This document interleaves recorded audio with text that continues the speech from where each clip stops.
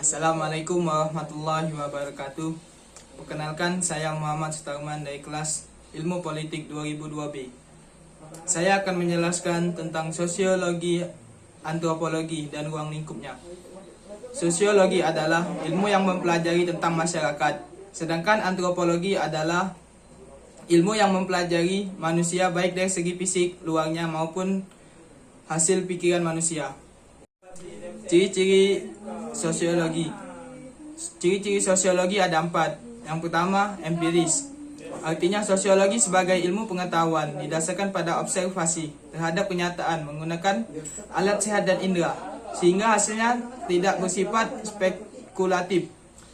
Kedua, teoritis. Artinya sosiologi sebagai ilmu pengetahuan selalu berusaha untuk menyusun abstraksi dari hasil pengamatan empiris. Abstraksi merupakan penarikan kesimpulan yang menjelaskan hubungan sebab akibat dari gejala-gejala sosial yang teliti. Yang ketiga, kumulatif. Artinya sosiologi membangun argumen yang tidak turun begitu saja di ruang hampa, melainkan disusun atas teori-teori yang sudah ada sebelumnya. Teori-teori tersebut merupakan hasil dari penelitian-penelitian yang sudah dilakukan sebelumnya. Yang keempat, non-etis. Artinya sosiologi membahas suatu permasalahan, suatu tanpa mempersoalkan nilainya, yaitu baik atau buruknya suatu persoalan yang dibahas. Sosiologi lebih berkepentingan untuk menjelaskan mengapa suatu fenomena terjadi. Penjelasan tersebut juga harus logis, mendalam, dan mudah dipahami. Ruang lingkup antropologi ada 4. Yang pertama, antropologi budaya. Antropologi budaya atau antropologi sosial mempelajari asal mula, sejarah, dan perkembangan kebudayaan manusia.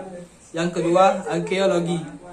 Dasar pemikiran cabang ilmu arkeologi adalah bahwa setiap kebudayaan memiliki simbol-simbol yang digunakan untuk meningkatkan mereka pada saat itu. Yang ketiga, antropologi fisik atau biologi.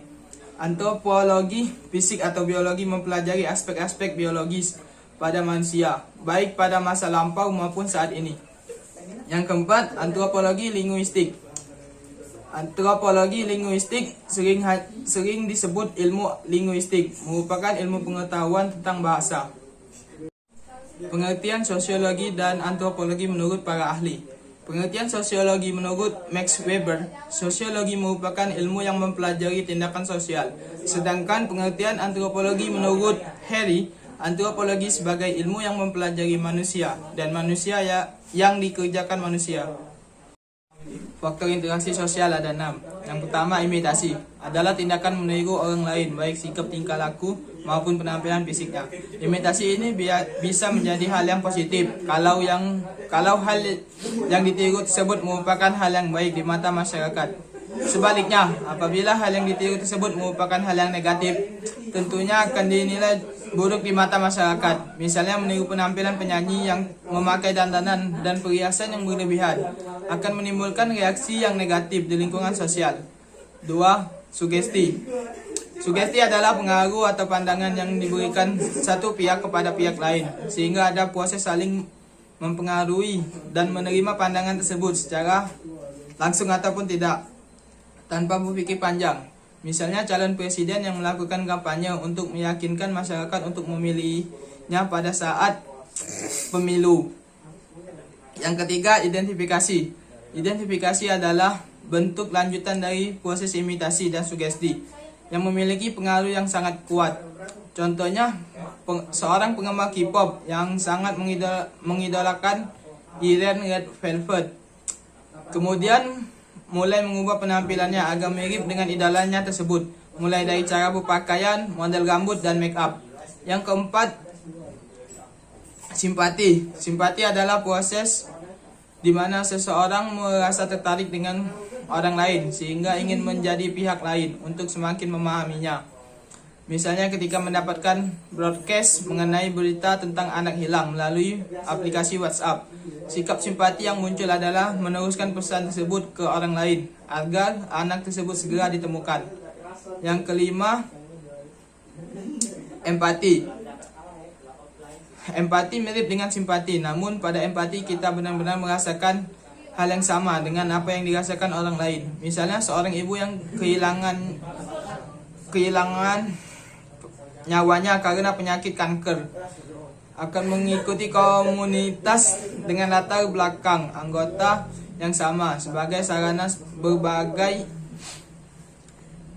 informasi dan penggalangan dana sebagai bentuk dukungan materi dan moral. Yang keenam, motivasi.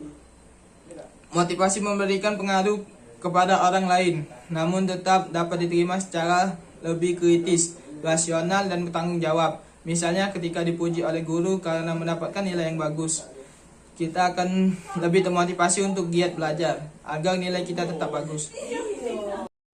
Contoh interaksi sosial. Yang pertama, gotong royong dalam pembuatan suatu fasilitas umum. Yang kedua, toleransi kehidupan antar umat beragama. Yang ketiga, pernikahan dua orang yang berbeda etnis dan ras. Yang keempat, perlombaan sepak bola antar kesebelasan. Yang kelima, rekan kerja maupun kawan yang melakukan pengkhianatan. Yang keenam, konflik Papua Merdeka. Dampak pandemi COVID-19 bagi transformasi digital. Jadi, era digital di masa COVID-19 memiliki dampak positif dan negatif bagi masyarakat. Dampak positifnya, digital telah memberikan radical improvement, memberikan value yang semakin baik bagi masyarakat untuk bisa mendapatkan layanan yang lebih cepat dan lebih baik. Dari yang tadinya 2 minggu dengan adanya digital menjadi 2 hari. Dampak negatifnya, kita lebih sering bersosialisasi melalui perangkat digital daripada melalui kehidupan nyata, dan juga kita sering lupa waktu kalau memainkan digital. Baik, sekian dari penjelasan dari saya. Wabillahi taufiq wal hidayah. Wassalamualaikum warahmatullahi wabarakatuh.